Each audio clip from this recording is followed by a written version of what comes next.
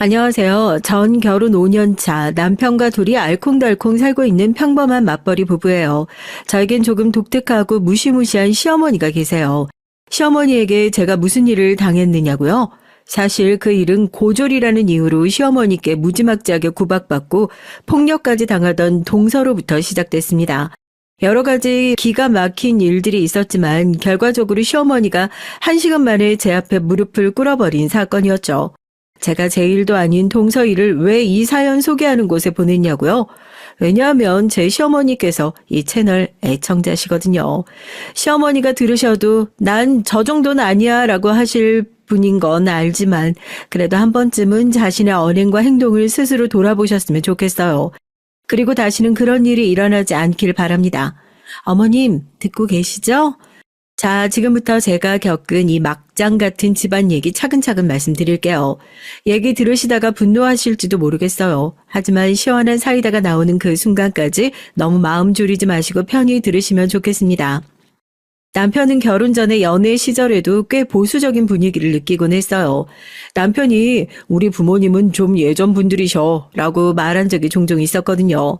저희 집 역시 딸이 너무 늦게 들어오면 사람들이 입방아에 오른다.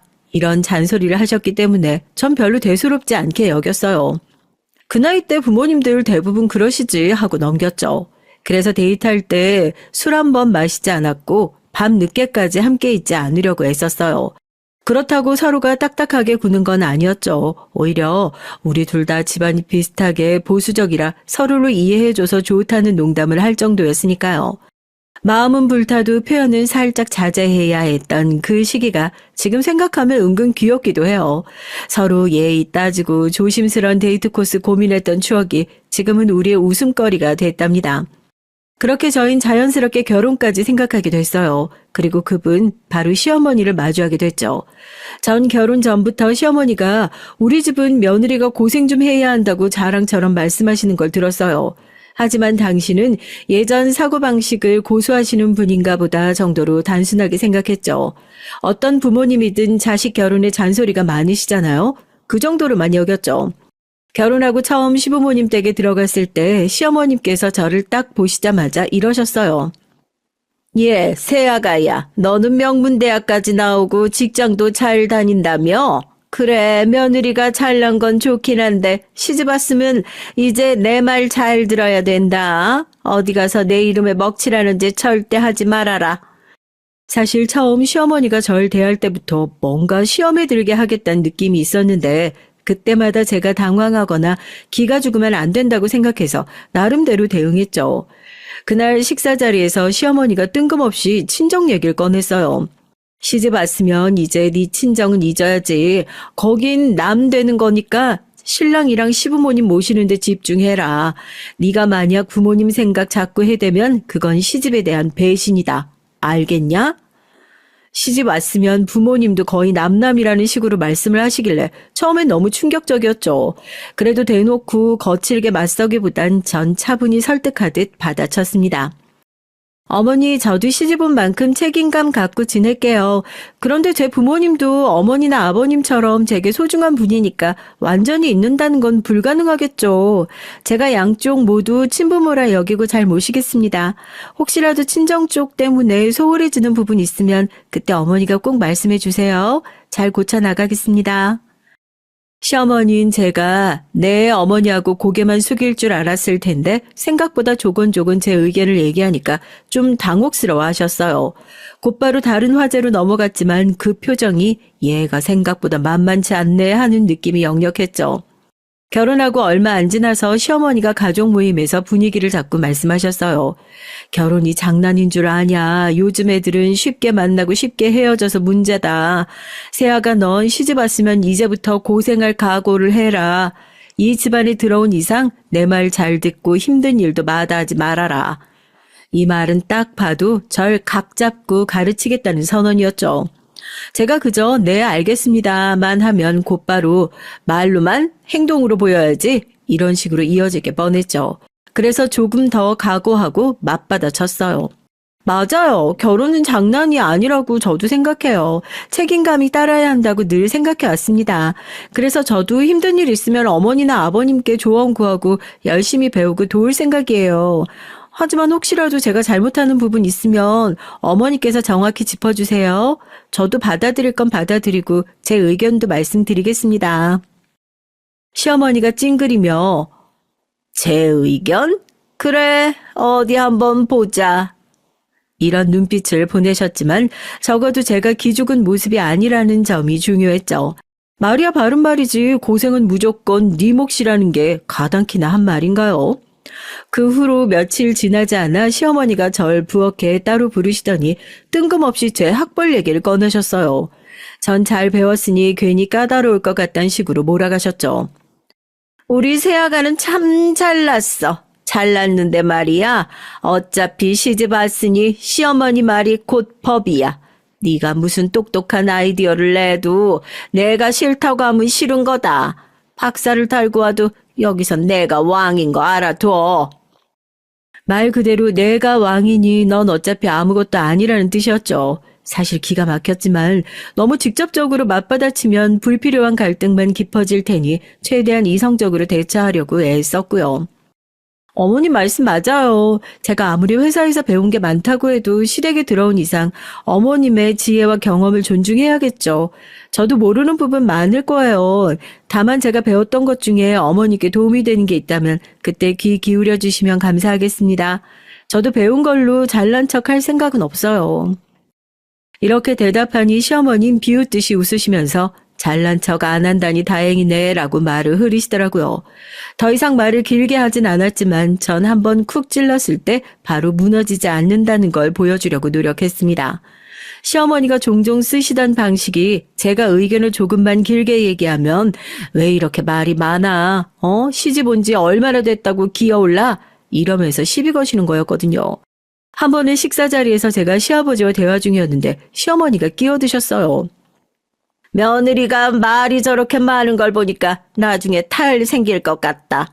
여자가 말이 많으면 집안이 시끄러워지거든. 시아버지하고 대화도 좋지만 적당히 해야지. 너무 나대지 말고.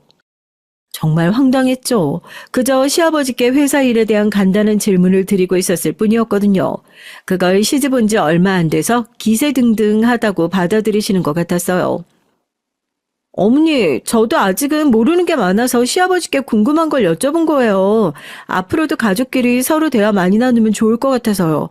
혹시 제가 너무 말이 많아서 폐가 된다면 그때 어머니가 이건 아니다 하고 짚어주시면 제가 바로 조절하겠습니다.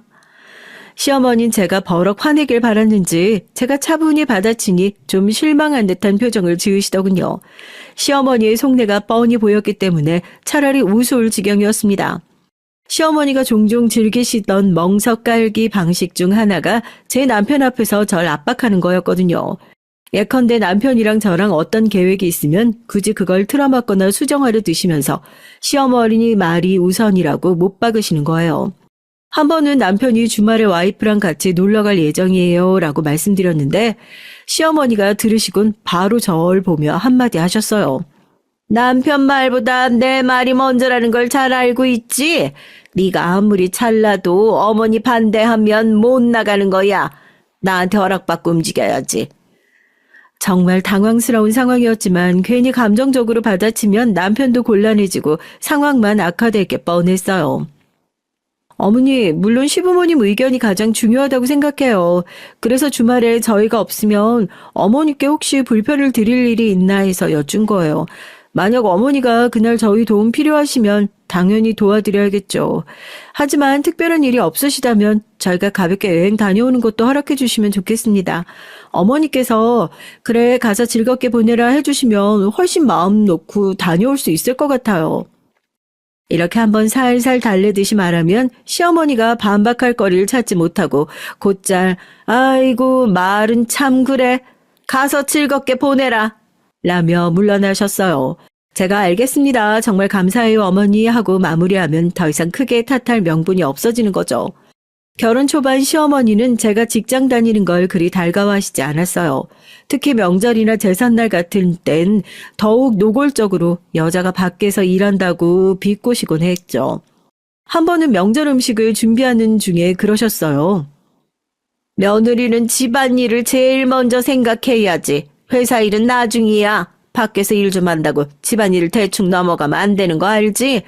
여자는 희생정신이 있어야 된다. 이 말은 어찌 보면 전형적인 옛날 사고방식에서 나온 말이기도 하지만 시어머니가 의도적으로 제 귀를 누르려는 것이 분명해 보였어요. 제가 회사를 관두게 하려고 은근히 압박하는 거 아닌가 싶을 정도였죠. 어머니 말씀 충분히 이해해요. 집안일이 가장 기본이라고 생각해요. 그래서 저도 회사에 다니면서도 최대한 집안일 소홀히 하지 않으려고 애쓰고 있어요. 다만 직장에서도 맡은 업무가 있으니 그걸 버릴 수는 없어서요. 혹시 제가 명절 준비나 집안일 중에 빠뜨리는 부분이 있으면 바로 말씀해 주세요. 제가 열심히 배우고 부족함을 메꿔 가겠습니다. 시어머니는 그래 열심히 배워야지 라고 끝맺으셨죠.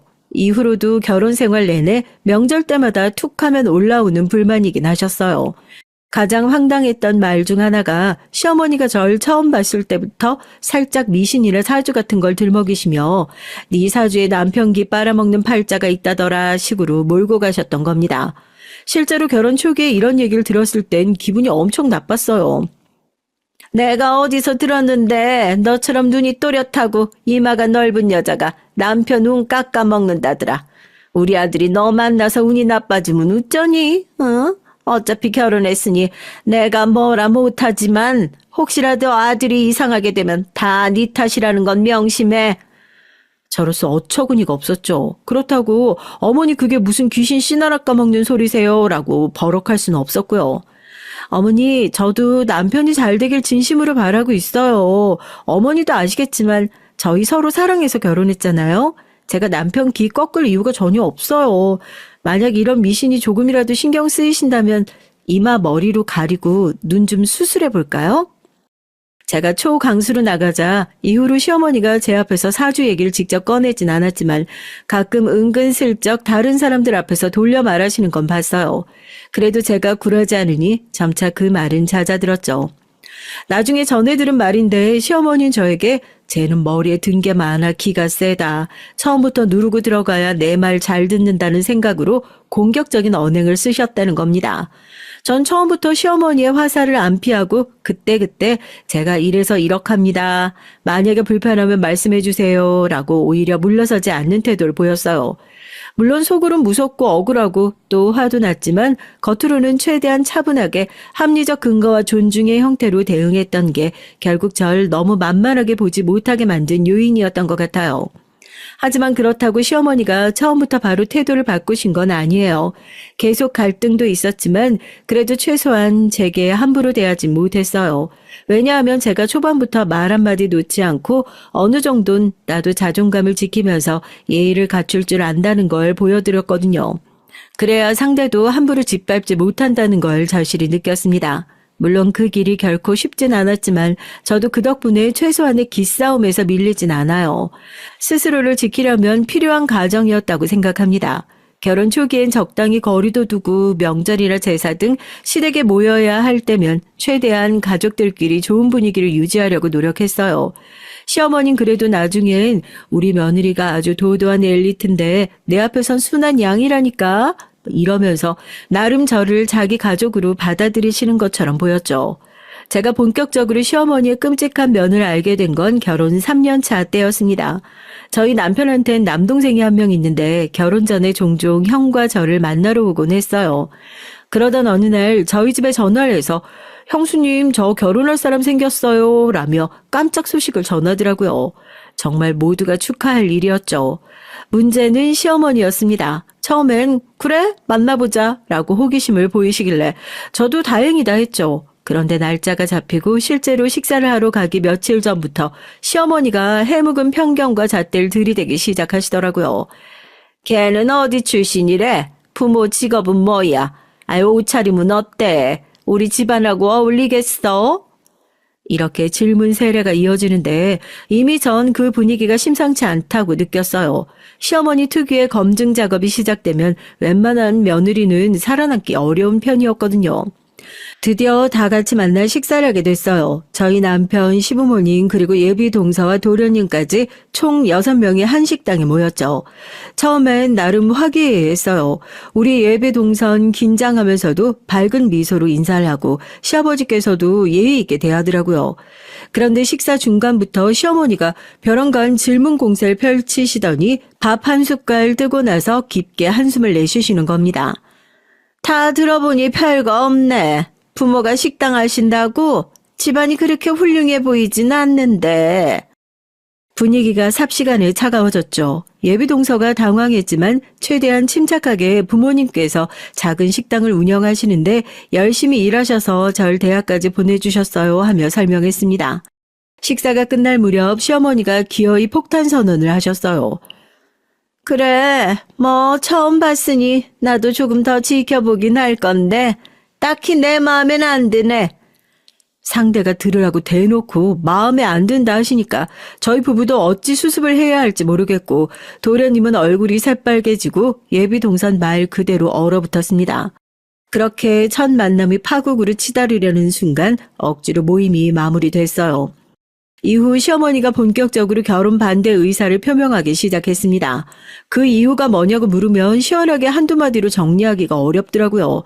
그냥 너무 털털하다. 웃는 게 왠지 거슬린다. 부모가 음식 장사하니 격이 떨어진다.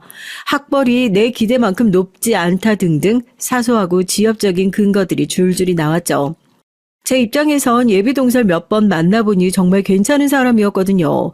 활달한 성격에 사람 대할 때 싹싹하고 도련님을 향한 애정도 깊어 보였고요. 하지만 시어머니는 며느린 귀티가 나야 된다, 배경이 부실하면 손해본다 같은 고정관념을 떨쳐내지 못하셨어요. 갈수록 시어머니의 언행이 세졌죠. 도련님에게 대놓고 내가 싫다고 하면 하지 마. 그게 부모 자식 간 도리야.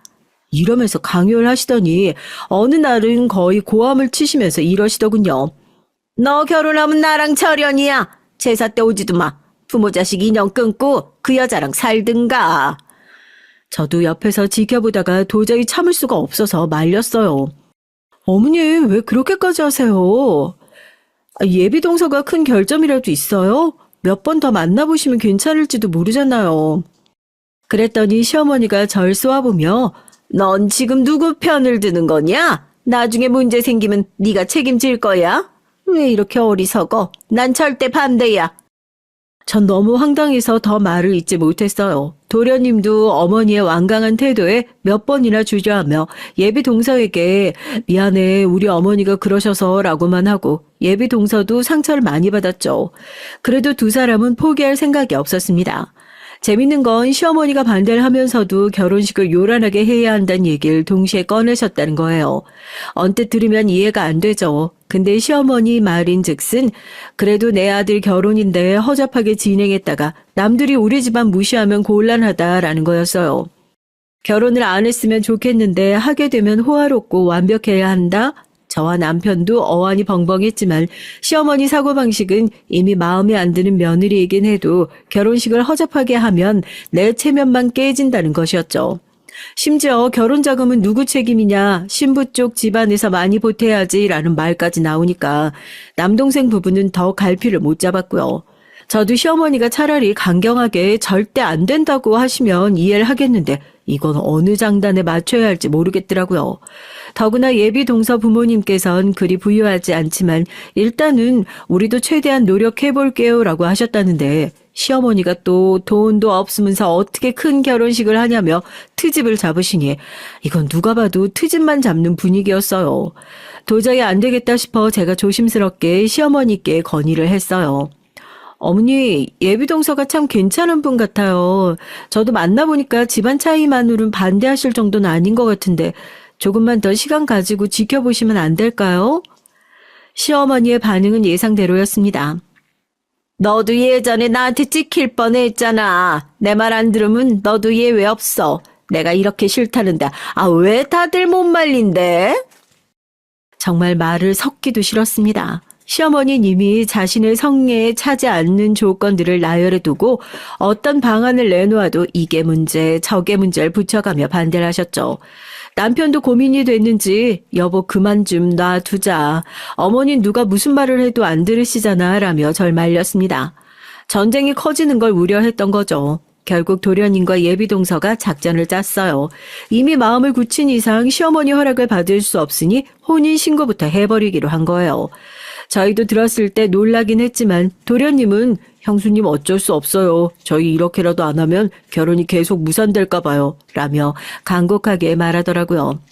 실제로 도련님 커플은 아무도 모르게 구청에 가서 혼인신고를 마쳤고 서로 법적으로 부부가 됐습니다.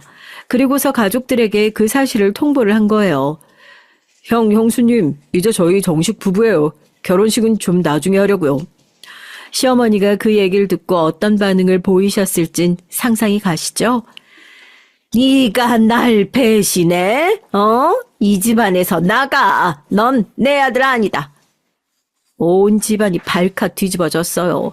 시아버지도 여보 좀 진정해 하시면서 말리는데 시어머니는 전혀 들을 기색이 없었죠. 도련님과 동선 그렇게 해도 시어머니가 고집을 꺾지 않자 예정대로 결혼식은 해야겠다고 결심했어요.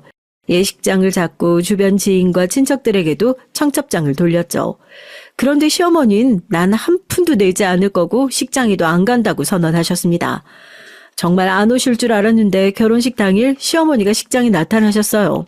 시아버지가 아무리 화나셔도 막내 결혼식인데 안 가면 두고두고 욕먹는다라며 설득하신 모양이었습니다. 모두들 정말 안 오시는 줄 알아서 마음이 불편했는데 그래도 다들 안도의 한숨을 쉬었죠. 시어머니는 식 전체 내내 표정이 굳어 있었습니다. 박수도 칠 생각이 없으셨는지 뒤에서 뚱한 얼굴로 지켜보셨고요. 그래도 신랑 신부가 입장할 때 사람들이 환호하고 시아버지도 옆에서 박수를 치시니 그제야 마지못해 손뼉을 몇 번 치셨어요. 도련님을 그걸 보며 눈물이 그렁그렁해졌고 저도 마음이 복잡했습니다.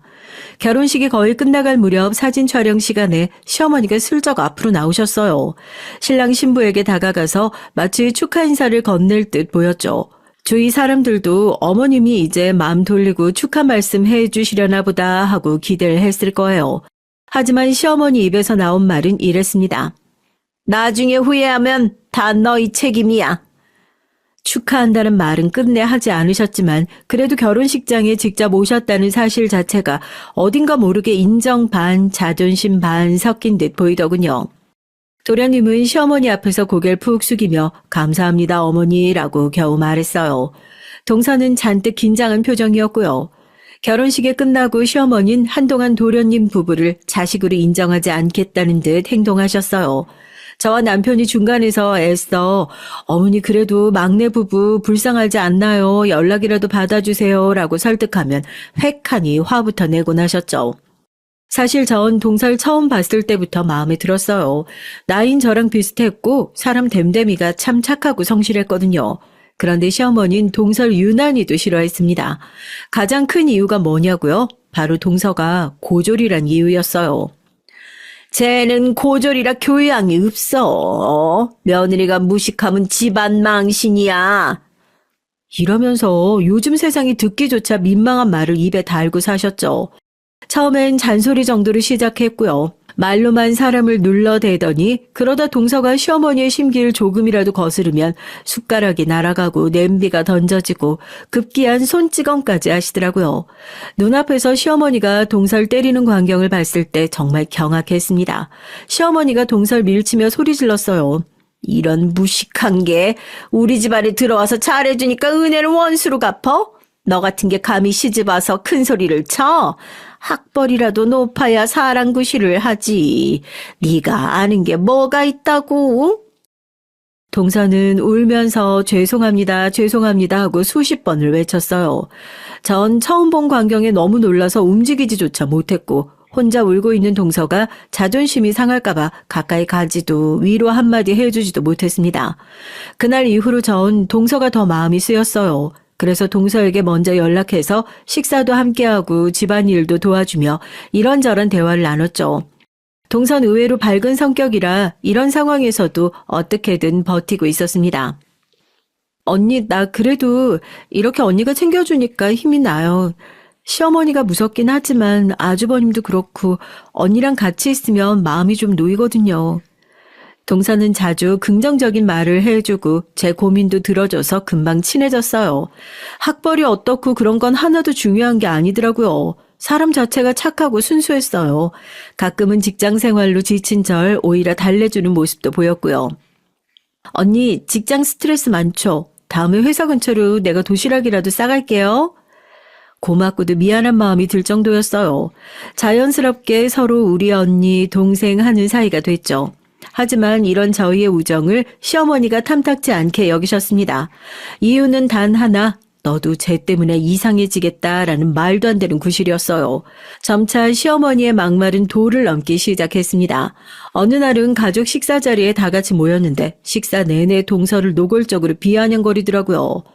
아이고, 우리 며느리들 한 명은 명문대졸이요, 한 명은 고졸이네.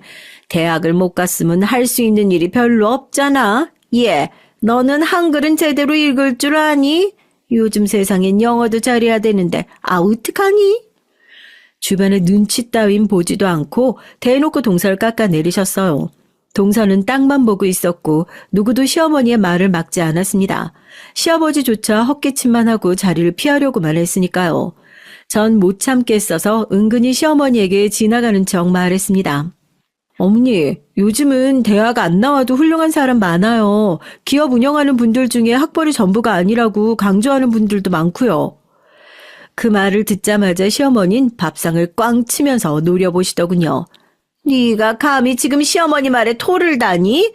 너도 똑같은 부류라서 쉬쉬하는 거야? 한 번이라도 반론을 하면 대화가 안 되는 분이라는 걸 그때 제가 알았죠. 시어머니가 동서를 때리는 모습은 점점 더 자주 목격됐고요. 구실도 다양했어요. 왜 국간을 이렇게 싱겁게 했어? 빨래 개는 순서가 왜 이 모양이야? 외출했다 들어왔으면 나한테 인사부터 드려야지. 마치 동서가 뭔가 잘못하기만을 기다리는 사람처럼 보였어요. 누구라도 조금만 실수하면 날카롭게 지적할 수 있지만 동서에겐 유독 폭력적으로 반응했죠. 특히 시어머니가 동서를 부를 때 평소에는 야라고 불렀어요. 야, 요샌 대학 못 나온 사람 찾기가 더 힘들더라. 그러니 이 집안에 얼굴 들고 살 자격도 없는 거야. 네가 사랑구실을 해야지. 아유, 애까지 낳으면 어떡하냐? 이런 멍청한 게 엄마 노릇이나 하겠어? 동서는 그런 말 한마디 한마디에 마음이 찢어질 듯 아파하면서도 꾹 참았습니다. 도련님도 시어머니를 제대로 말리지 못했고요. 이유는 뻔했죠. 이미 결혼도 어렵게 했는데 어머니 눈밖에 나면 진짜로 부모랑 의절해야 할지도 모른다는 두려움이 있었고요. 원래 저런 분이니까 그냥 맞추자는 오래된 태도 때문이었습니다. 전 어이가 없었지만 계속 지켜보기만 할 수는 없었어요. 이 상황을 이대로 둔다는 건 제 양심이 허락하지 않았거든요. 전 동서에게 물었습니다. 동서, 혹시 너무 힘들면 나랑 같이 다른 방법 찾아볼래? 주변에 알린다든가 아니면 시댁에서 일정 기간 떨어져 지낸다든가 말이야. 하지만 동서는 덜덜 떨리는 목소리로 대답했어요. 언니, 사실 난 이혼까지 생각해봤어요. 그런데 남편을 사랑하니까, 그리고 우리 시아버지도 너무 불쌍하시고 내가 이 집안에서 나가면 시어머니가 더 난리칠까봐 걱정돼요. 그리고 내가 잘못됐다고 그냥 참으면 잘 지나갈 때도 있으니까요. 그 말을 듣는데 속이 터지는 것 같았죠. 가정폭력이 이렇게 무서운 거구나 싶었어요. 그냥 참는다고 해결될 문제도 아니고 집안 어른이라는 사람이 이렇게 폭력을 휘두르는데도 모두가 그저 침묵하는 현실이라니요. 하지만 이제 전 가만히 있지 않기로 했습니다. 제 앞에서 동서가 맞는 일은 절대 용납 못하겠다고요. 그리고 결국 일이 터져버렸어요. 어느 늦은 오후 시댁에 들를 일이 있어서 동서와 제가 비슷한 시간대에 시댁에 간 적이 있어요. 마침 시어머니가 부엌에서 뭔가를 하다가 기분이 좋지 않으셨던지 동서만 보자마자 핏대를 세우며 몰아붙였죠. 너 내가 뭐라고 했는지 잊었어? 오자마자 며느리가 웃으면서 맞이해야지. 표정이 왜 그 모양이었냐고. 너 아주 대들작정이니? 동서가 식은땀을 흘리며 횡설수설했습니다. 어머니, 저 몸이 좀 안 좋았고, 그래서, 죄송해요. 잘못했습니다. 그러자 시어머니는 살벌하게 눈을 부릅뜨시더니 손에 들고 있던 국자를 바닥에 던져버렸습니다. 국물이 사방으로 튀면서 난장판이 났죠. 시어머니는 화가 누그러지지 않는 듯 동서 쪽으로 다가가더니 정말 아무런 망설임이 없이 손을 올리더라고요. 이 고졸 주제에 내가 예뻐해 주니까 아주 버릇이 없어졌어. 대답 똑바로 안 해? 손찌검을 하려는 순간 전 더 이상 참을 수가 없었어요. 가슴이 뛰고 손이 떨렸지만 얼른 동서 앞으로 몸을 날려 막아버렸죠. 어머니, 그만하세요. 시어머니가 절 위아래로 훑어보며 비웃듯이 말씀하셨습니다. 네가 뭔데 끼어들어? 너도 맞고 싶어? 전 절대 물러서지 않았어요. 어머니, 동서가 무슨 큰 죄를 지었다고 이렇게까지 하세요? 아무리 시어머니라도 폭력을 쓰시면 안 되죠.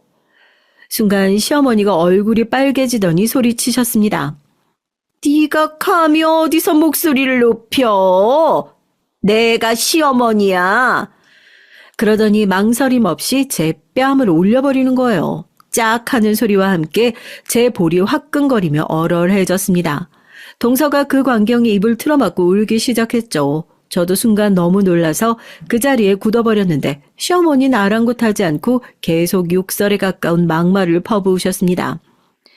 이런 것들이 감히 시어머니 말을 대들고 너도 쟤도 고작 며느리 주제에 어디서 나대? 내 앞을 막아? 죽을래? 그 순간 저도 더 이상 참을 수가 없었습니다. 눈물과 함께 분노가 치밀었거든요. 전 왼쪽 뺨이 욱신거리는 걸 찾아가며 낮은 목소리로 단호하게 말했습니다. 어머니, 지금 아주 큰 실수하신 거 아시죠? 제가 그렇게 말하자 시어머니는 순간 눈이 흔들리는 듯 했어요. 분명 실수하신 거 아시죠? 라는 말은 반항의 선을 넘는 대사였거든요. 시어머니는 이런 말을 들으면 더 화를 낼 줄 알았는데 의외로 고함을 더 지르지 않고 절 빤히 쳐다보더라고요. 뭐야? 실수라고? 네가 감히 그딴 말을? 전 화가 머리 끝까지 났지만 최대한 침착하려고 애썼습니다. 어머니가 제 뺨을 때렸어요. 제가 지금 너무 아프고 마음도 아픕니다. 이게 끝 아니에요. 저 그냥 넘어가지 않을 거예요. 시어머니는 눈썹을 치켜 세우며 대꾸했죠. 그래, 어디 네 맘대로 해봐라. 경찰에 신고라도 하든지. 전 짧게 대답했습니다. 그래야겠죠. 저 혼자 당한 거라면 모르겠지만 동서도 계속 폭력을 당했잖아요. 더 이상은 못 참아요. 그 말을 듣는 순간 시어머니는 뭔가 움찔하는 것 같았습니다. 폭행 사실이 드러나면 시어머니 본인도 법적 처벌을 받을 수 있고 마을 사람들 귀에 들어가기라도 하면 체면이 말이 아니게 되니까요. 하지만 그때까지만 해도 시어머니는 기를 쓰고 씩씩거리며 절 노려봤어요. 시어머니는 오히려 비웃음을 흘리며 폭언을 이어갔죠. 오냐, 어디 네가 원하는 대로 해봐라. 네가 본 건 증거도 안 돼. 뭔 소리를 해봤자 헛소문으로 끝날 거야. 하지만 전 이미 마음을 굳혔고 동서도 작은 소리로 언니, 나도 더 이상은 못 참겠어요. 이번에야말로 언니가 도와주면 나도 힘낼게요. 그냥 모든 걸 다 밝혀요. 이러면서 결심을 굳힌 상태였습니다. 그래서 전 어머니, 잠시 저희 집에 다녀와야겠네요. 1시간 후에 다시 뵙죠. 그렇게 동서를 데리고 나왔어요. 시어머니는 뒤에서 계속 소리를 질렀지만 둘 다 뒤돌아보지도 않았습니다. 사실 전 그동안 동서가 폭행당하는 장면을 몇 번 목격했을 때 너무 이상해서 휴대폰으로 살짝 녹음을 해둔 게 있었어요. 게다가 동서 본인도 맞고 나서 멍이 들어있던 사진을 몰래 찍어둔 적이 있더라고요. 증거가 없으면 아무도 믿어주지 않을까봐라는 생각에서였대요. 전 집에 가서 그 녹음 파일과 사진 그리고 방금 저도 맞은 상태의 빨갛게 부은 뺨 사진까지 싹 다 정리를 했습니다. 그리고 제 남편에게도 당신도 이 사실을 알아야 된다. 만약 시어머니가 이대로 폭력을 멈추지 않는다면 나도 이 집안과 연을 끊을 수밖에 없다라고 단호하게 말했죠. 남편은 처음엔 당황하다가 미안해, 우리 엄마가 이렇게까지 할 줄이야. 나도 제대로 얘기해볼게. 라며 제 손을 붙잡았습니다. 1시간 뒤 전 다시 동서와 함께 시댁으로 갔어요. 시어머니가 여전히 빈정대며 기다리고 있을 줄 알았는데 의외로 분위기가 달랐습니다. 시아버지, 남편, 그리고 도련님까지 다 모인 상태였어요. 남편과 도련님이 그동안 축적된 사태의 심각성을 시어머니께 얘기한 모양이었습니다. 거실에 들어서자마자 전 시어머니의 눈에서 예전에 그 기세등등한 분노가 살짝 사그라든 느낌을 받았어요. 그래도 여전히 목소리는 까칠했죠. 그래, 그래서 뭘 어쩌겠다는 거야? 법적으로 문제 삼겠다는 거니? 고작 며느리가? 전 휴대폰을 꺼내 녹음 파일 재생 버튼을 눌렀습니다. 거기엔 시어머니가 동서를 때리며 이 무식한 게 감이라고 외치던 소리, 동서가 때리지 말아주세요 어머니라고 울면서 애원하던 소리들이 고스란히 담겨져 있었습니다. 그 소리를 듣던 시아버진 얼굴이 새파랗게 변했어요. 아니 대체 이게 다 뭐야? 며느리를 때렸단 말이야? 그리고 도련님도 눈이 분노로 흔들리는 모습이 역력했습니다. 어머니가 저렇게까지 했다고요? 어머니 제정신이세요? 시어머니는 오히려 적반하장으로 소리를 쳤어요. 뭐가 어쩌고 어째? 녹음 따위로 날 협박하려는 거야? 시어머니를 협박해? 감히? 하지만 전 흔들리지 않았습니다. 협박이 아니에요, 어머니. 동서 지금까지 계속 맞아왔어요. 이대로 넘어갈 생각 없고 저흰 법적 조치할 생각하고 있습니다. 말로만 사과라고 해서 끝날 상황이 아니라고요. 그러자 시어머니의 얼굴빛이 급격히 변했어요. 집안 명예와 체면을 유독 중시했던 분이셨거든요. 주변에 소문이라도 나면 어쩌나 하는 마음도 컸겠죠. 시아버지도 엄하게 한 말씀 하셨고요. 이건 정말 잘못한 거다. 어떻게 자식들을 내 자식도 아닌 남의 자식인 며느리를 때리냐고. 이 일 경찰까지 가면 나도 더는 못 도와줘. 순간 시어머니는 한없이 작아진 목소리로 하지만 여전히 뻣뻣하게 그래서 뭘 어쩌란 말이냐? 하고 중얼거리셨어요. 그때 제가 조용히 입을 열었죠. 어머니, 저희가 원하는 건 그렇게 어렵지 않아요. 동서에게 진심으로 사과하시고 다시는 폭력 휘두르지 않겠다는 약속 그거 하나면 됩니다. 만약 지금도 인정 못하시고 앞으로 또 이러시면 저흰 더 이상 물러서지 않을 거예요. 평소 같았으면 네가 뭔데 라고 했을 테지만 이미 시어머니는 이 녹음 파일과 사진들을 본 이상 자기 잘못이 드러났음을 부정할 수 없었어요. 그리고 시아버지와 남편, 도련님까지 모두 시어머니를 압박하듯 사과하세요 라고 말씀했죠. 그러자 시어머니가 처음엔 몸을 부르르 떨면서 소파에 주저앉더니 갑자기 저를 향해 한번 노려본 뒤 스르르 무릎을 꿇었습니다. 됐지? 그 모습에 모두가 놀랐어요. 언제나 며느리들을 함부로 대하고 자존심 세고 악다구니 쓰는 시어머니가 무릎을 꿇었다는 사실은 정말 충격적이었거든요. 하지만 무릎을 꿇고 마지못해 사과하던 시어머니는 사과라는 말이 입에 잘 안 떨어지는지 계속 머뭇거리고 있었죠. 니들이 원하는 게 이런 거지? 이제 속 시원해? 도련님이 울분을 터뜨렸습니다. 어머니, 그냥 미안하다는 말 한마디만 하시면 되잖아요. 계속 제 와이프 들볶고 때리기까지 하셨잖아요. 저도 남편으로서 한심하고 부끄럽습니다. 어머니가 이렇게까지 할 줄 정말 몰랐어요. 제발 이젠 그런 거 다 그만하세요. 다 같은 사람이잖아요. 가족이잖아요.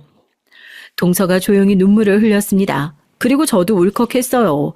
그동안 동서가 당했던 일들을 생각하니 화가 나기도 했거든요. 시어머니는 처음엔 고집스럽게 고개를 숙이지 않다가 점점 목소리가 가라앉더니 어깨가 들썩이기 시작했습니다. 실은 시어머니도 큰 죄책감과 두려움이 스며들기 시작한 것 같았어요.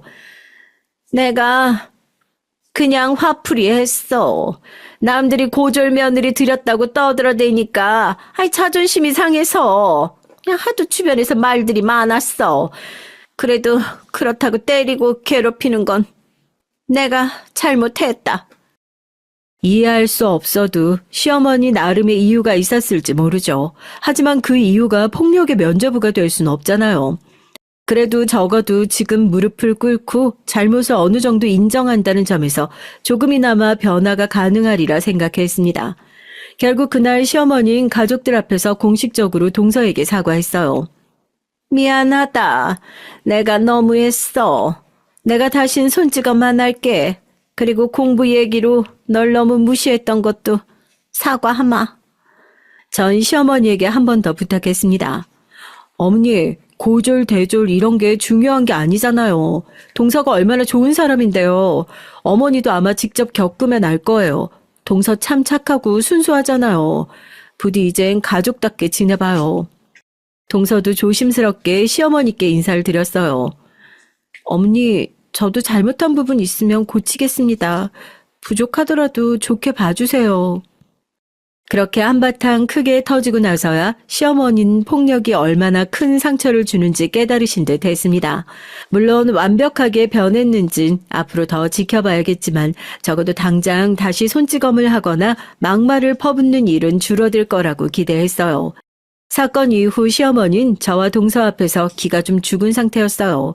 예전처럼 함부로 소리를 지르거나 때리려는 동작은 하지 않았죠. 대놓고는 아니지만 살짝 눈치를 보신다고나 할까요? 특히 시아버지와 남편 그리고 도련님까지 또 그런 일 있으면 즉시 법적 조치를 취하겠다고 강하게 못을 박았거든요. 동서도 조금씩 마음의 여유를 찾았습니다. 더 이상 시어머니가 집안에서 물건을 던진다든지 손찌검을 한다든지 하는 일은 사라졌고요. 물론 시어머니가 잔소리는 여전히 조금씩 하지만 동서가 크게 동요하지 않고 잘 넘기더라고요. 어느 날은 동서가 제게 이런 말을 했습니다. 언니 고마워요. 언니가 없었으면 난 평생 이렇게 맞고 살았을지도 몰라요. 무릎 꿇으시는 시어머니 보고 믿기지가 않았어요. 전 웃으며 대답했죠. 나도 지금껏 동서가 있어서 힘이 됐어. 앞으로 어떤 일이 있어도 우리 서로 도와주자. 얼마 뒤 명절을 앞두고 시어머니가 전화로 저에게 집에 일찍 좀 올 수 있냐며 같이 음식을 준비하자고 하셨죠.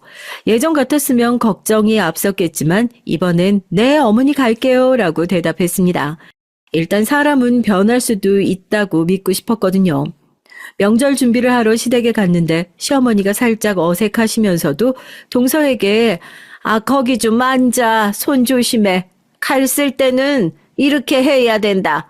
괜한 잔소리를 했지만 목소리 톤에서 예전 같은 분노는 사라졌어요.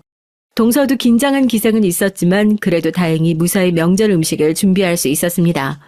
중간에 시어머니가 동서에게 작은 용돈을 건네며 이거 받아서 용돈이라도 좀 써라.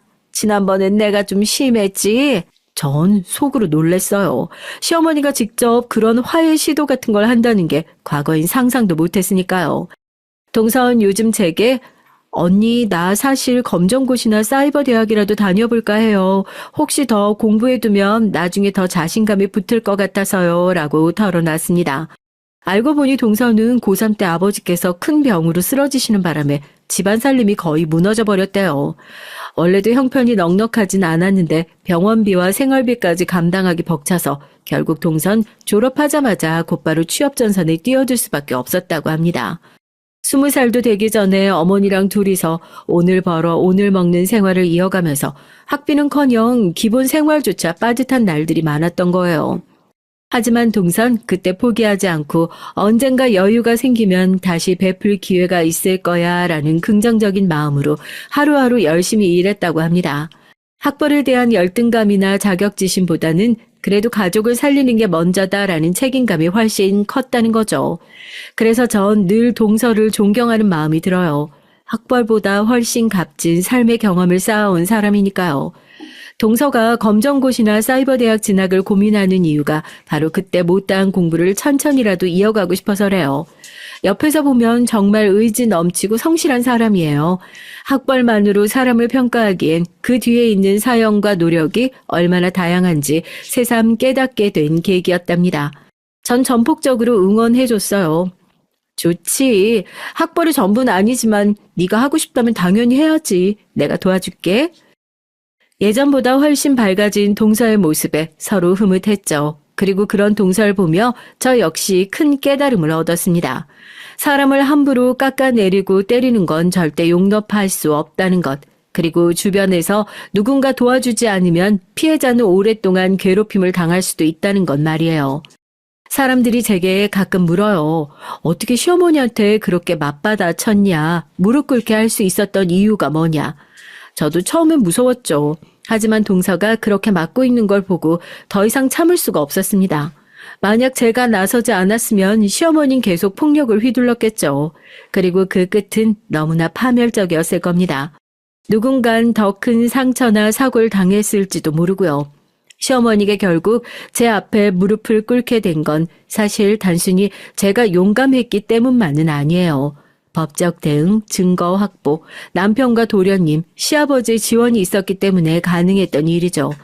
누구 한 사람만이라도 용기를 낸다면 세상이 바뀔 수 있지만 주변의 도움 없인 더딘 것도 현실이거든요. 혹시 가족 내에서 폭력이나 심한 언어 폭력을 겪고 계신다면 절대 혼자 참지 마세요. 누군가에게 도움을 요청하고 가능하다면 증거도 남기시고요. 폭력은 절대로 정당화될 수 없습니다. 설령 상대가 어떤 권위적 위치에 있더라도 폭력은 명백한 범죄 행위예요. 폭력 피해자가 참으면 언젠간 좋아지겠지라고 생각하는 경우가 많아요. 하지만 제가 동서를 통해 본 현실은 참으면 참을수록 가해자는 더 대담해진다는 겁니다. 오히려 잘못을 깨닫도록 분명하게 대응해야 그나마 사태를 수습하고 변화의 실마리를 찾을 수 있다는 걸 전 이번 일로 배웠죠. 시어머니가 제 뺨을 때렸을 때 전 정말 너무나 분하고 무서웠어요. 하지만 그 순간 전 오히려 강하게 마음먹게 됐죠. 그 결과 시어머니는 오만함을 내려놓고 무릎까지 꿇었고 동서에게 사과했습니다. 물론 그 뒤로도 가끔 예민하게 굴거나 잔소리를 늘어놓을 때가 있어요. 하지만 동서를 때리거나 몰아붙이는 일은 사라졌죠. 저와 동서 그리고 우리 가족은 이제 조금씩 관계를 회복해가고 있습니다. 억지 화해가 아닌 진짜 가족다운 관계가 되길 바라면서요. 폭력에 시달리는 분들 혹은 고부 갈등을 겪는 분들께 제가 조금이나마 용기를 드리고 싶어요. 누구에게나 이런 극단적 상황은 일어나선 안 되지만 불행히도 아직 현실에는 존재하니까요. 가장 중요한 건 폭력 앞에 절대로 침묵하지 말아야 한다는 겁니다. 전 바로 그걸 배웠고 제 동서도 자신의 편이 있다는 사실에 힘을 얻었어요. 그리고 시어머니는 결국에야 자신의 잘못을 깨닫고 사죄하는 길을 택했습니다. 제 동서는 너무나도 따뜻하고 성실한 사람이에요. 그걸 인정받을 수 있는 환경이 되어서 다행입니다. 전 앞으로도 동서를 친동생처럼 생각하며 지낼 거고요. 시어머니와도 사이가 완전히 회복되길 바라는 마음이 있습니다. 부디 이 막장 같은 가족 얘기가 누군가에게 경각심을 주고 또 다른 누군가에겐 작은 희망과 용기가 되길 바랍니다. 아무리 상대가 힘이 세고 절대 권력을 쥐고 있어도 폭력은 절대 정당화될 수 없다는 것, 그리고 용기와 주변인의 지지로 잘못된 행동을 바로잡을 수 있다는 것 꼭 기억해 주세요. 여러분께도 부디 평화로운 나날이 찾아오길 진심으로 바랍니다. 여러분은 학벌이 얼마나 중요하다고 생각하시나요? 저 같은 경우엔 크게 학벌이 중요하다고 생각하진 않거든요. 제가 이번에 결혼하고 나서 겪었던 얘기를 들어보시면서 제가 잘못한 것인지 같이 판단해 주셨으면 좋겠어요. 저는 30대 여자로 결혼 생활 4년 차에 접어들고 있는데요. 예전부터 전 학업에 관심이 없고 사업을 구상하는 것에만 집중하다 보니까 고등학교 졸업 이후에 바로 취직했던 케이스예요. 이 부분에 대해선 단 한 번도 후회를 해본 적이 없었고요. 하지만 이게 나중에 제 발목을 잡을 줄 꿈에도 몰랐네요. 전 20살에 졸업 후 바로 일을 하면서 벌이도 괜찮았고요.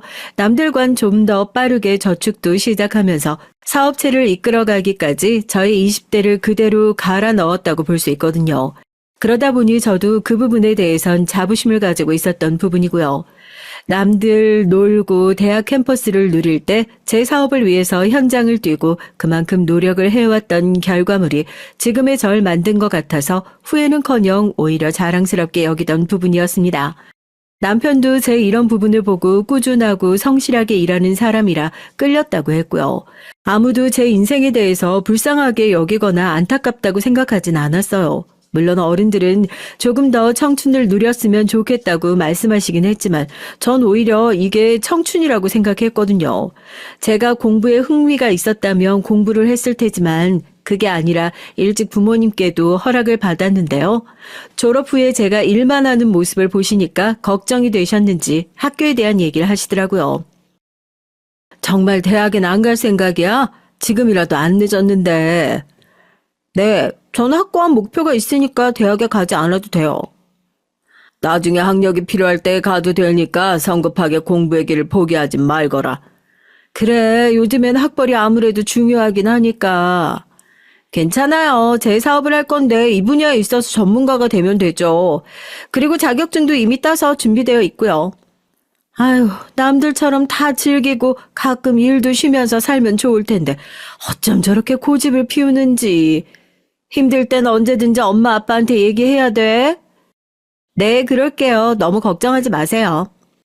전 부모님께서도 말릴 정도로 일개미로 살았던 만큼 자연스럽게 주변 친구들과는 다른 길을 걷게 됐습니다. 그래도 이 생활이 마음에 들었기 때문에 가끔 일 때문에 지치는 일이 있어도 다신 일어날 수 있었어요. 그럴 때마다 고등학교 친구들이 함께 있어줬고 20대 후반부턴 남편과 연애하면서 이겨낼 수 있었죠. 그만큼 노력한 끝에 제 사업체를 이끌어가게 됐고 지금은 한 회사의 CEO로 잘 살고 있었는데 절 아니 꼽게 보는 사람이 생기면서 제 결혼 생활도 순탄하게 흘러가진 않았습니다. 이렇게까지 심할 줄은 몰랐는데 갈수록 심해지니까 저도 더 이상 견딜 수가 없더라고요. 사람에게 그렇게 무시당한 것도 처음인데 이 사건으로 인해서 제일 무서운 건 사람이고 또 사람만큼 배신을 잘하는 건 없다는 생각이 들었어요. 신우가 절 마음에 들어하지 않는다는 건 이미 연애할 때도 예상했던 일이었는데요. 당시에 절 마음에 안 들어하는 티를 팍팍 내고 있었거든요. 초반엔 왜 그런가 하고 이해가 가지 않았어요. 처음 인사를 했을 땐 저한테 명품도 없냐는 듯이 절 까는데 사실 크게 타격을 입진 않았습니다. 안녕하세요. 현수 씨와 교제하고 있는 이민지라고 합니다. 반가워요. 얘기 많이 들었어요? 아, 네. 안녕하세요. 근데 그렇게 입고 오신 거예요? 네? 아, 네. 깔끔하게 입으려고 했는데 제 옷차림에 문제가 있나요? 아니요, 뭐 그런 건 아니고. 잘 나가시는 분이라고 들었는데 명품이 하나도 없어서요. 아, 제가 명품엔 관심이 없어서요. 딱히 없어도 잘 살고 있어서 필요성을 못 느끼겠더라고요. 중요한가요?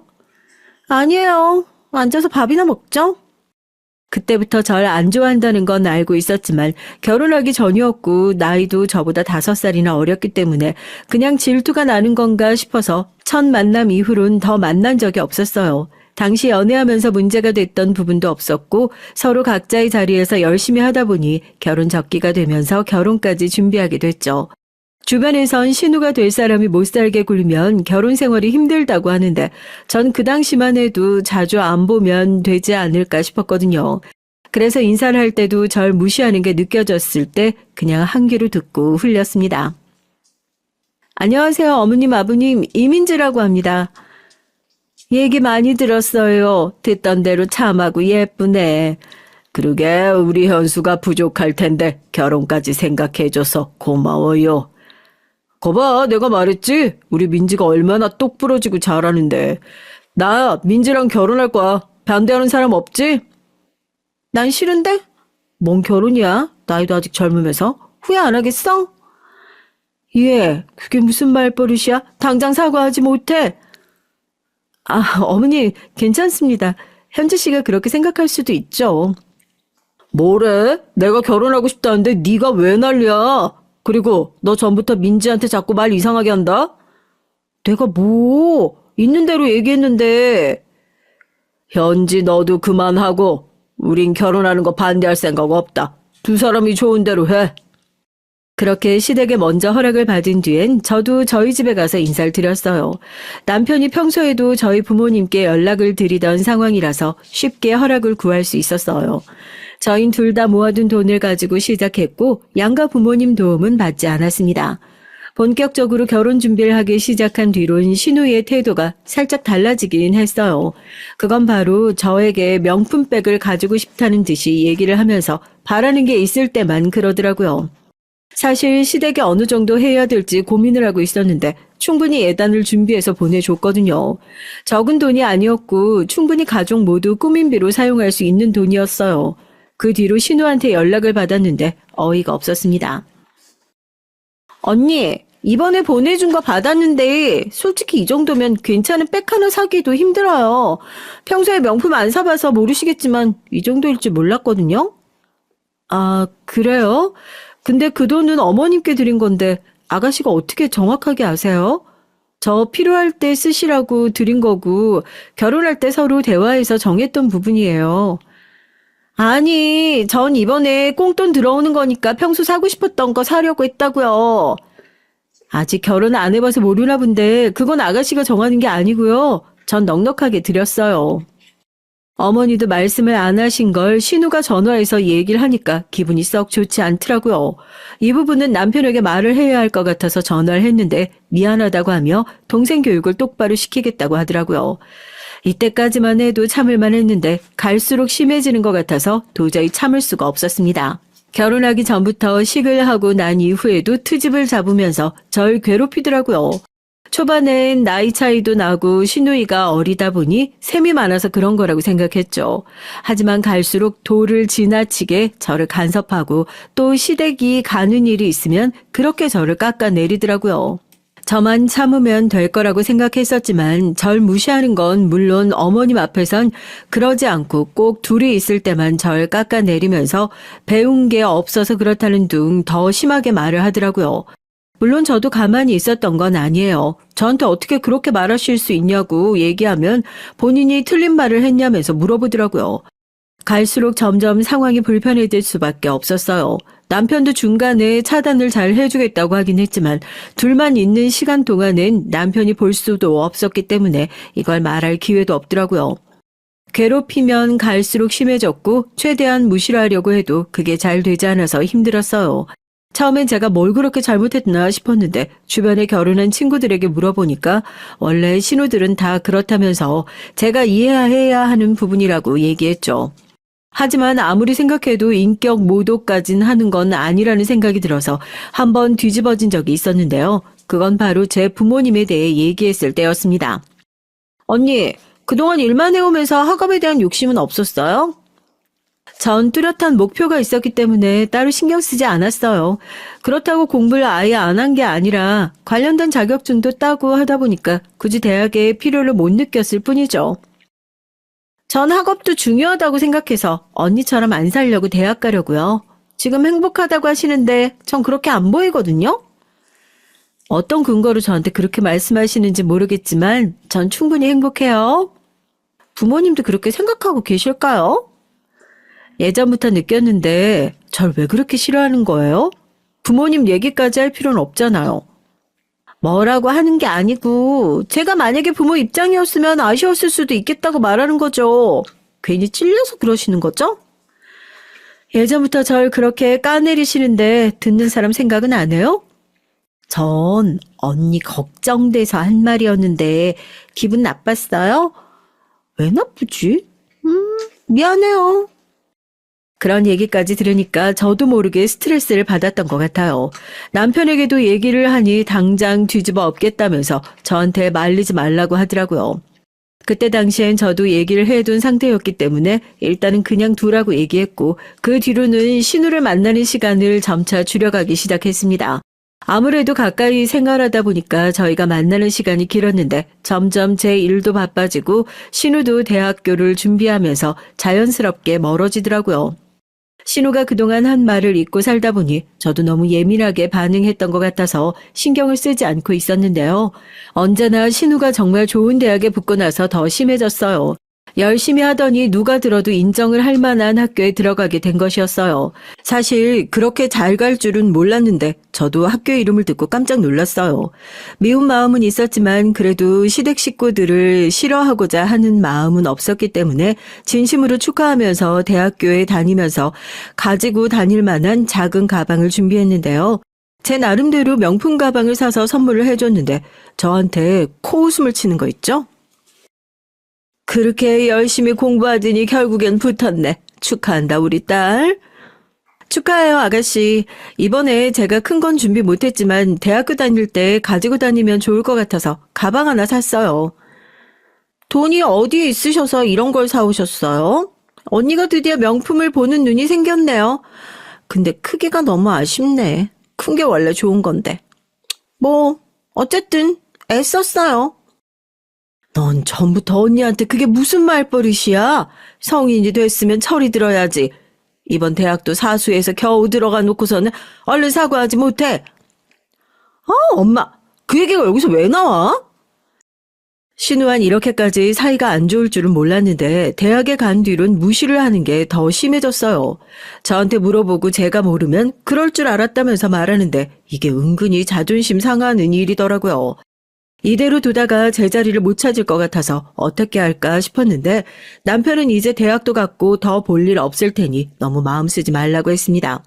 하지만 그건 결혼 초에도 들었던 얘기였기 때문에 신뢰하기는 어려웠어요.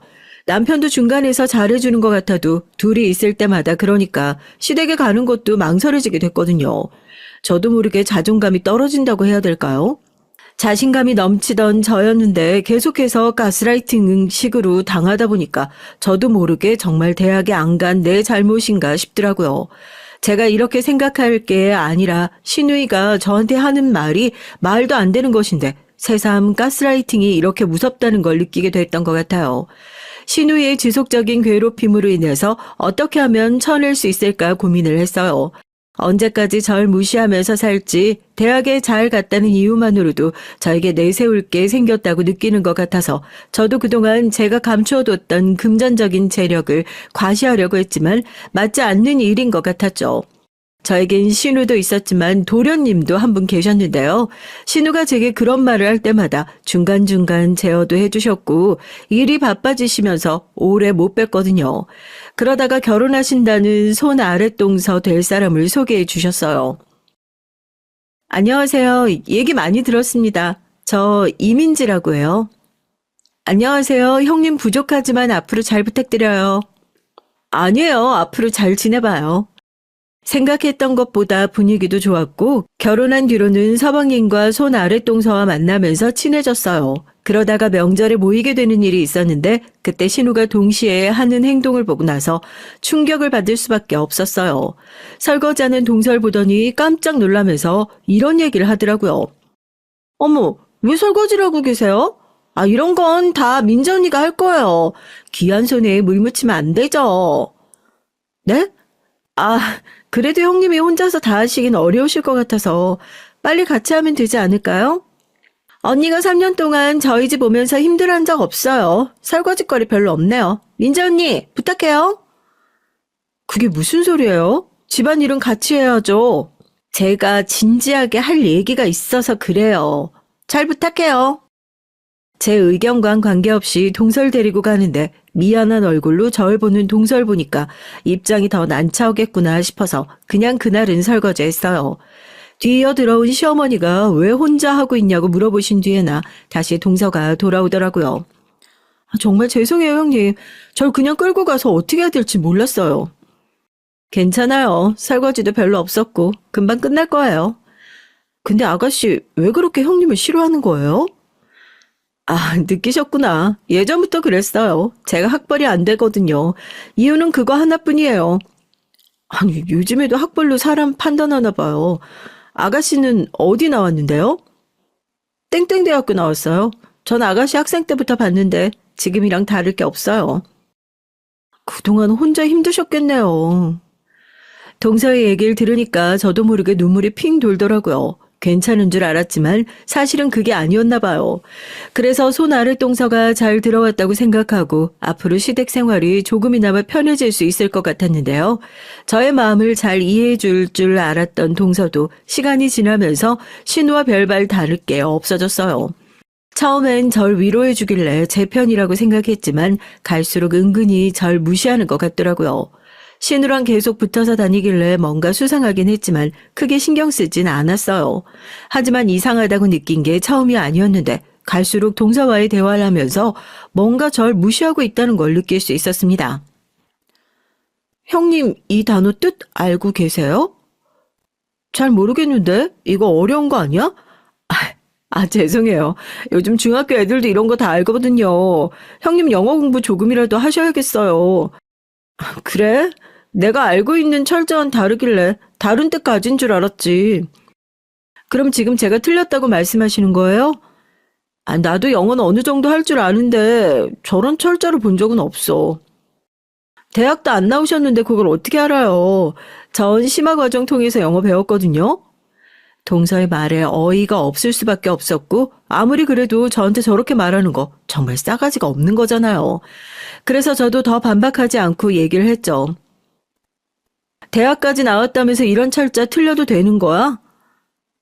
어차피 해석도 못 하실 텐데 물어본 제가 바보네요. 아니, 저번엔 날 위로해 주더니 지금 아가씨와 다를 게 뭐야? 제가 아가씨 얘기 다 들어보니까 고졸이 지금 하고 있는 일도 마땅히 없다면서요. 그럼 얼마나 힘드시겠어요? 절 조롱하는 듯한 말투 때문에 눈물이 나는 걸 꾹 참고 다시 그렇게 얘기하지 말라고 하면서 그 자리를 떴습니다. 사실 여기까지 보면 계속해서 참는 제가 답답하게 느껴지실 수 있는데요. 굳이 제가 사업을 한다는 얘기를 하고 싶지 않았어요. 일부러 말을 하지 않고 언제까지 저러나 하는 오기 때문에 그냥 넘겼던 것 같아요. 그러다가 남편한테 얘기를 했더니 불같이 화를 내고 결국엔 시어머니 앞에서까지 이런 일이 생기게 됐습니다. 동생이라고 계속 봐주니까 세연이가 네 친구인 줄 알아? 아니, 솔직히 내가 뭘 잘못했어? 그냥 물어보고 싶은 거 물어본 건데. 언니, 뭐 기분 나빴어요? 매번 앞에서 그렇게 무시하는데 그럼 기분이 안 나쁘겠어요? 반대로 생각을 해봐요. 틀린 말 한 것도 아니고 고졸 출신이 저희 집안에 들어왔다는 것 자체가 마음에 안 들어요. 그렇다고 해서 인격 모독까지 하면 안 되죠. 거기다가 동서까지 꼬드겨서 둘 다 절 무시하잖아요. 언니, 그거 피해망상이에요. 어떻게 보면 애정이 있으니까 저희도 그러는 거죠. 솔직히 말해서 신우의 말을 100% 공감하기에는 어려울 점이 있었습니다. 어떻게 위암다는 사람이 깎아내리면서 얘기를 할 수 있는지 전 힘든 시간을 보내고 있을 때 본인은 위로라고 생각을 했다는 게 화가 나더라고요. 진지하게 얘기를 하면서 어떻게 하면 제 위치를 다시 찾을 수 있을까에 대해서 고민을 하게 됐습니다. 전 지금 하고 있는 일을 열심히 하면서 그냥 돈만 잘 벌어서 그걸 과시하면 분명히 신우이가 저한테 아양을 떨 거라고 생각했어요. 전 그 시기를 기다리기 위해서 그동안 신우가 얘기했던 것들을 한 귀로 흘리며 그때만 기다리고 있었고요. 얼마나 좋은 직장을 갈지에 대해서 기대를 했는데요. 하지만 신우는 제 예상과는 다르게 좋은 대학에 나왔지만 꽤 오랜 기간 백수 생활을 하더라고요.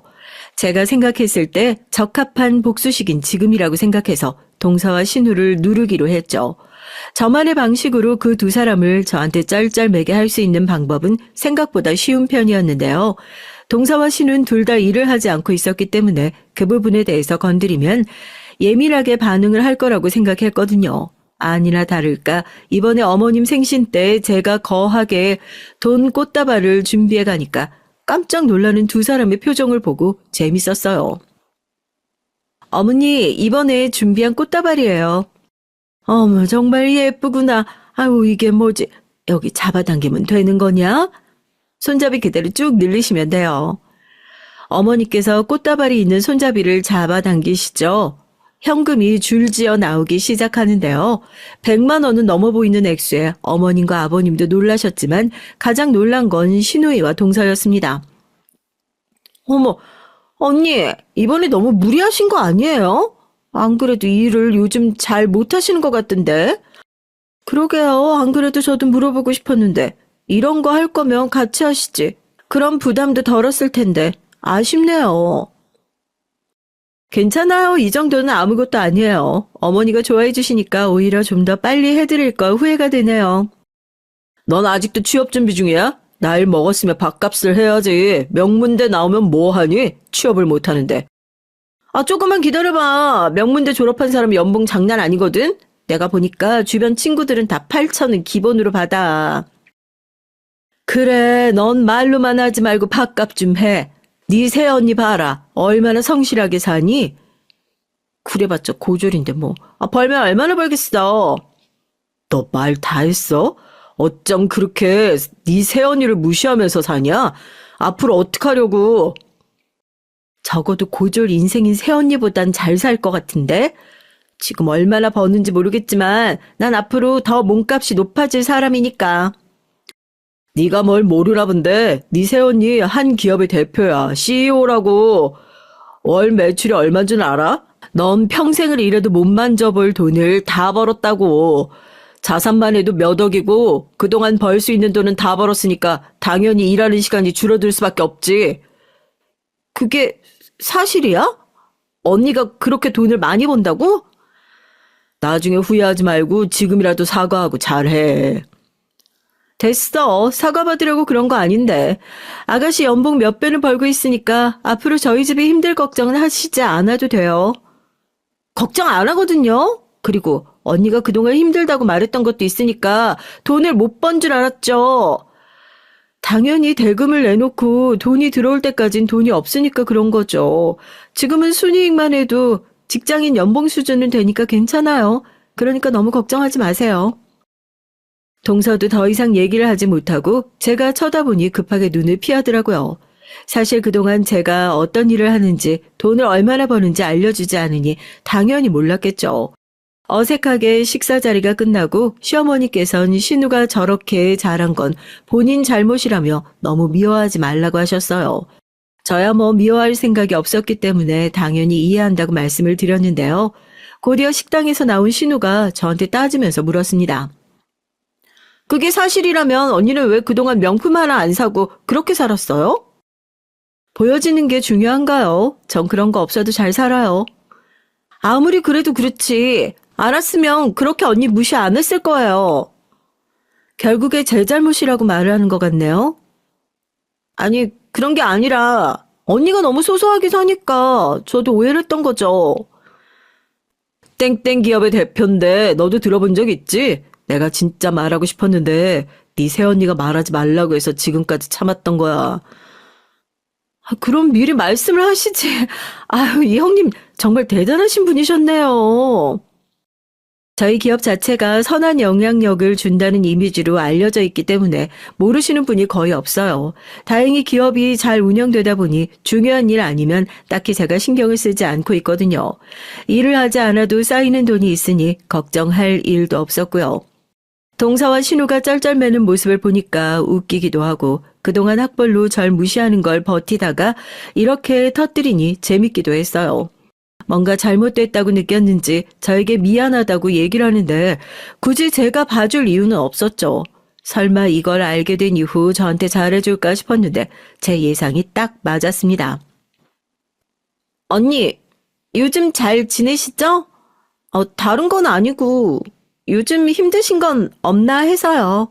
제가 그동안 언니한테 섭섭하게 했던 거 아는데 진짜 죄송해요. 제가 사과할게요.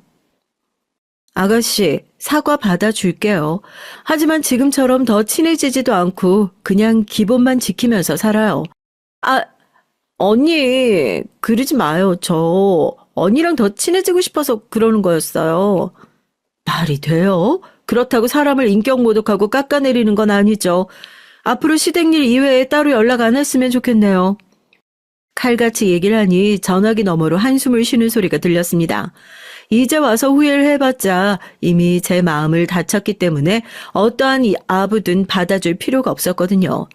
그 뒤로는 동서에게 연락이 와서 신우와 똑같이 그동안의 행실에 대해서 사과를 하더라고요. 사실 이렇게 사과를 들으니까 더 어이가 없었습니다. 단순히 학벌뿐만 아니라 고졸은 돈을 못 번다는 생각으로 그동안 절 무시한 거잖아요. 그러다 보니까 저도 사과를 해도 냉정하게 받아들일 수밖에 없었어요. 사실 더 가까이 지낼 생각도 없었고 무시하는 것만 없으면 따로 문제가 될 게 없었거든요. 하지만 제 생각과는 다르게 끈질기게 저에게 연락을 해오는 동서와 신우 때문에 운동하는 스트레스를 받았어요. 돈 때문에 힘들다는 얘기를 꺼내면서 본인이 돈을 벌지 않으니 딸 학원을 늘려주고 싶은데 그런 것도 잘 되지 않는다고 하면서 저한테 얘기하는 걸 들으니까 어이도 없었죠.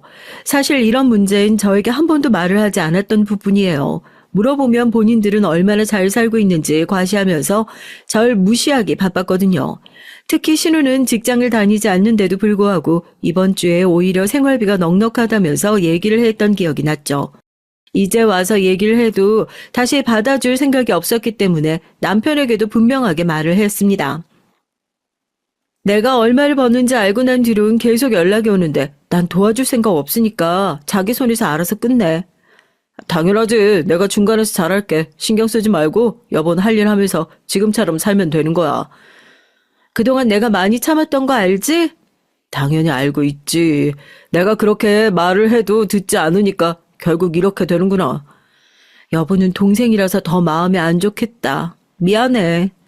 괜찮아. 걔가 잘못한 거고 앞으로 여보가 어떤 선택을 하든 난 존중해 줄게. 사실 남편이 본인의 동생 편을 들지 않는 것만으로도 전 마음이 풀릴 수밖에 없었어요. 평상시에도 신우에게 저 대신 타박을 해주고 동서가 심하게 선을 넘는 날은 서방님께 얘기를 하는 걸 몇 번 봤었거든요. 이때까지만 해도 든든한 제 편이 있다는 게 좋아서 항상 열심히 일을 하고 두둑하게 용돈을 챙겨주는 등 남편이 회사 때문에 힘들어하는 걸 보고 퇴사까지 하게 해줬어요. 저 혼자 버는 것만으로도 충분히 생활이 가능했고 남편이 집에만 있는 게 지루하다고 해서 작은 건물 관리를 맡기기 시작했어요. 제 사업체를 운영하던 곳에 공동으로 관리를 하게 됐는데 성실하던 남편이 변화하기까진 오랜 시간이 걸리지 않았습니다. 결혼을 하고 나서 저한테 항상 다정했던 남편은 게을러지고 집에서 게임을 즐겨하면서 제가 시킨 일도 제대로 하지 않더라고요. 오늘 거래처에서 온다고 했는데 장부 관리 제대로 했어? 아, 미안해. 오늘 집안 정리하느라 건물 못 가봤네. 거래처 사람들 오기로 했어?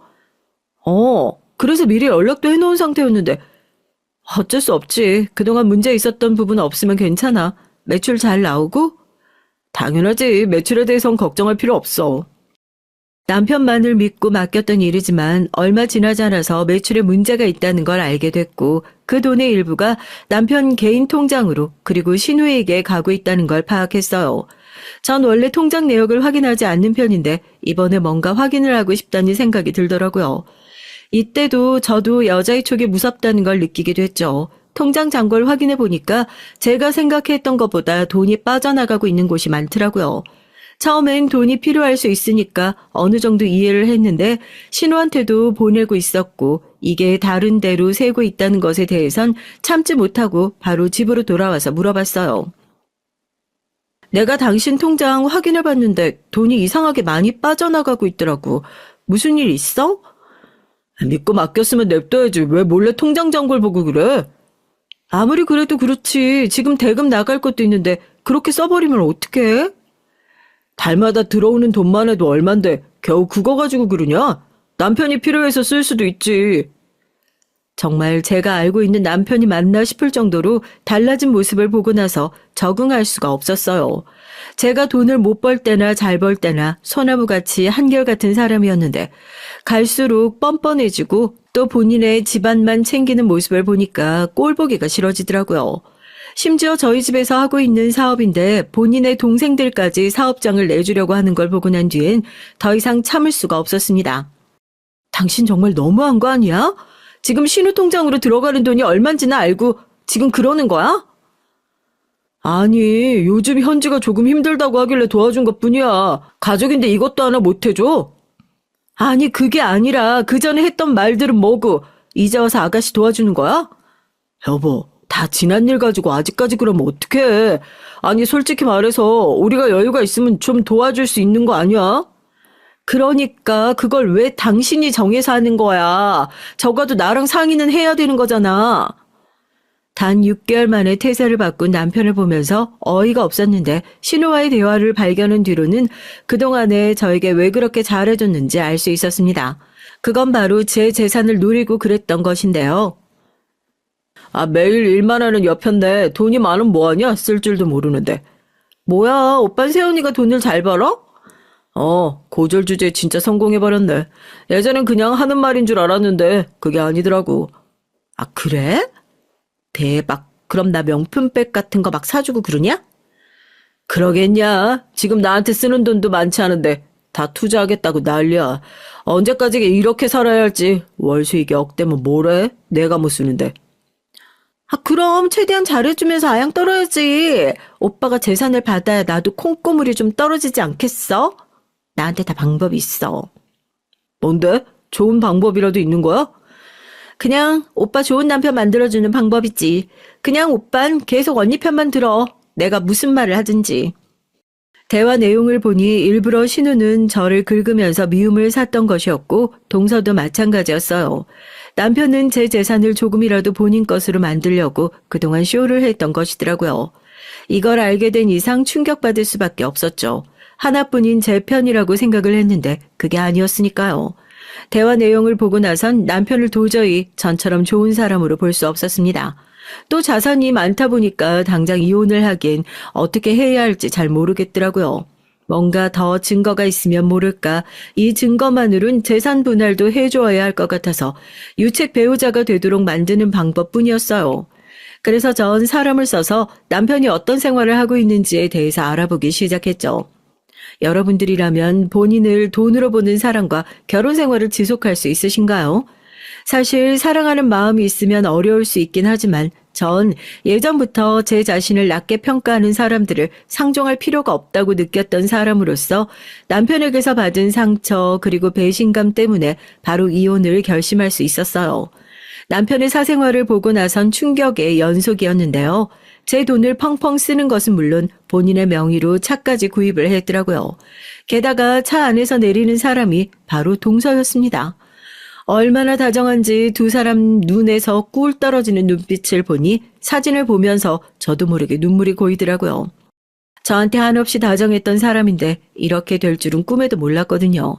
제 자산을 탐내는 것은 물론 바람까지 피우는 걸 알게 된 이상 유책 배우자로 이혼 소송을 걸 수밖에 없었죠. 그리고 상간녀 소송까지 같이 걸기로 했습니다. 증거를 충분하게 모은 뒤에 해야 하는 만큼 싫어도 좋은 척을 하면서 포커페이스를 유지하고 있었어요. 이걸 어떻게 터뜨리면 좋을까 하고 생각을 해보다가 딱 좋은 날이 있더라고요. 그건 바로 저희의 결혼 기념일이었어요. 5주년이 된 기념으로 다 같이 만나기로 했거든요. 신우 그리고 동서와 제 남편을 위한 파티를 계획하기로 했습니다. 그 자리에서 불륜 그리고 대화 내용을 모두에게 공개하는 것이었어요. 미리 영상을 만들어 두고 그동안 모았던 자료들을 토대로 이혼 서류까지 준비할 수 있었습니다.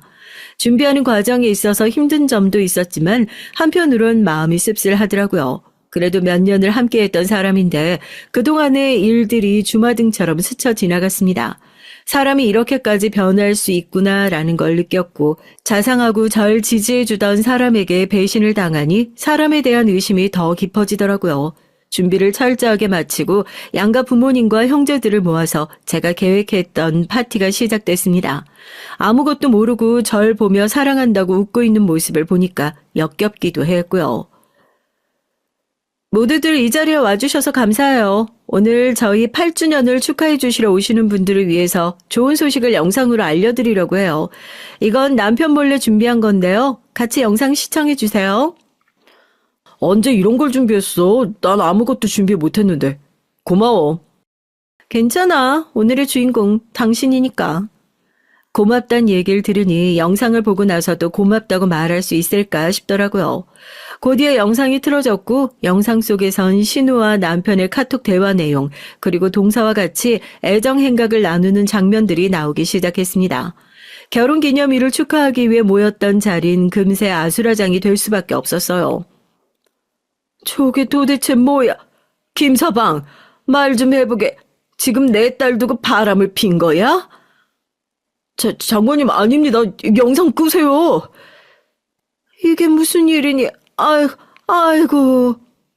당신 정말이야? 어떻게 우리 형이랑 불륜을 저지를 수 있어? 동서는 아무 말도 하지 못했고 그저 얼굴이 빨개진 채 고개를 바닥에 떨구고 있을 뿐이었습니다. 신우는 저를 보며 악질이라고 욕을 해댔고 저희 부모님께선 화를 참지 못하시고 당장 이혼하라면서 소리를 지르셨죠. 걱정 마세요. 이혼 준비는 마쳤고 모든 책임은 남편에게 있으니까 그에 맞는 보상을 저에게 해야 할 거예요. 당신이 일부러 이런 일 꾸민 거야? 그동안 어떻게 내 행실을 안 거지? 다 아는 방법이 있지. 당신이 일하는 곳은 내 사업장이고 그리고 그 근방에 거래처들이 있는데 간도 크게 여자랑 돌아다니는 모습이 내 귀에 안 들리겠어? 물론 개인적으로 알아본 것도 있지만 너무 당당해서 따로 안 맡겨도 자료 충분히 얻을 수 있었어. 동서는 저한테 할 말 없나? 죄송해요. 잘못했습니다. 자기야, 내가 진짜 미쳤었나 봐. 한 번만 용서해줘. 제발 저 사람이랑 진짜 딱 2-3번 데이트한 게 끝이야. 데이트 1-2번은 바람 아니야? 그렇게 당당하게 말할 건 아닌 것 같은데? 내가 다 잘못했어. 잘 나가는 당신 보면서 내가 얼마나 초라해졌는지 모르지. 그걸 채워준 사람이었을 뿐이야. 나한테 당신이 우선이라고. 뭐요? 언젠 제가 세상에서 제일이라고 하며 꼬실 땐 언제고. 이렇게 된 마당에 뭘 숨기겠어요. 형님, 맞아요. 저희 1년 정도 만났어요. 동서의 충격적인 발표에 모두가 경악을 했고 저 역시 충격받을 수밖에 없었어요. 단 몇 개월일 줄 알았던 불장난이 1년이 되어 간다는 걸 듣고 남편에게 그대로 뺨을 올릴 수밖에 없었죠. 너 진짜 재활용도 안 되는 쓰레기구나. 지금까지 내가 너한테 해줬던 모든 것들 다시 뱉어내야 될 거야. 건물은 물론 불륜 관계에 대해선 따로 청구할 테니까 그렇게 알고.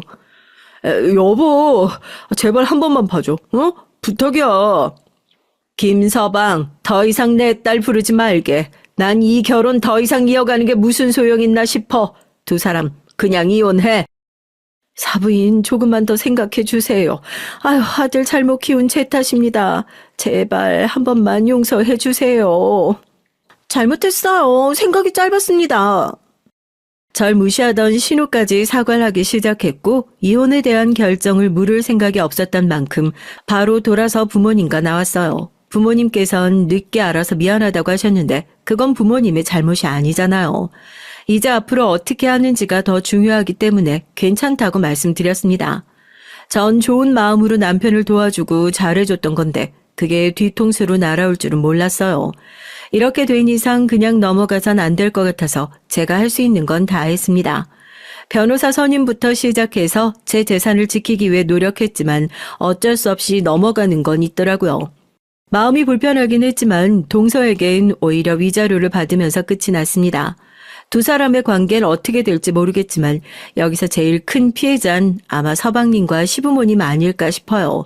제가 듣기로는 시아버지가 그때 남편이 성인이 되고 난 뒤에 들지 않았던 몽둥이까지 드셨다고 하니 말 다 했죠. 세아가 미안하다. 그동안 우리가 잘 알지 못했어. 괜찮아요, 아버님. 제가 마음이 넓지 못해서 죄송해요. 맞아, 죽어도 싼 놈이다. 걱정 말고 앞으로 네 인생 살아. 알겠지? 저에게 전화를 해서 미안하다고 하시며 다시 만나라고 하는 것은 염치가 없는 것 같다고 말씀하셨어요. 저도 모르게 눈물이 났고 잘 살아보려고 했던 제 인생이 무너지는 느낌을 처음 받았네요. 그동안 당당하게 제가 하고 싶었던 일을 하면서 사회적으로도 인정을 받았는데 이렇게 남편 동서 신우에게 배신을 당하고 나니까 생각이 많아지는 것 같았죠. 스스로 홀로서기를 시작한 지 이제 막 3달째인데 아직도 남편에겐 미안하다는 문자가 오고 있어요. 평소 저에게 하지 못했던 말이라면서 장문으로 편지를 써주기도 하고 신우이도 정말 미안하다며 사죄를 문자로 보내더라고요. 난 당신이랑 다시 붙을 생각 없으니까 더 이상 연락하지 않았으면 좋겠어. 마지막으로 내 얘기 한 번만 들어줘. 그동안 있었던 일 설명할게. 이미 끝난 마당에 더 이상 설명하지 않아도 괜찮아. 남편은 다행히 그 연락을 끝으로 더 이상 연락이 오지 않았습니다. 그리고 연락이 오지 않을 것 같았던 동서에게도 문자가 왔어요. 본인은 처음에 호기심으로 시작한 관계가 이렇게 깊어질 줄 몰랐다는 내용이었죠. 그동안 절 무시해서 미안하고 또 이런 상황을 만든 게 본인 탓인 것 같아서 죄스럽다는 얘기였습니다. 한 가정을 파탄 내놓고 사과만으로 이 상황을 넘기려고 하는 것 같아서 마음에 들진 않았지만 전 더 이상 답장을 하지 않았어요. 내용의 끝을 보니 서방님도 이혼을 하신 것 같더라고요. 본인이 다른 사람의 행복을 앗아갔으면 그에 맞는 결과가 따른다는 걸 이번에 깨닫길 바라는 마음입니다. 전 이번에 사람이 얼마나 질투심이 많고 다른 사람이 잘 되는 걸 못하는 게 무엇인지에 대해서 깨닫게 되는 일이기도 했는데요. 전 제 스스로 잘 돼서 다른 사람들에게 베풀면서 살아가고자 했지만 오히려 이것을 악용하는 사람이 있을 줄은 몰랐어요.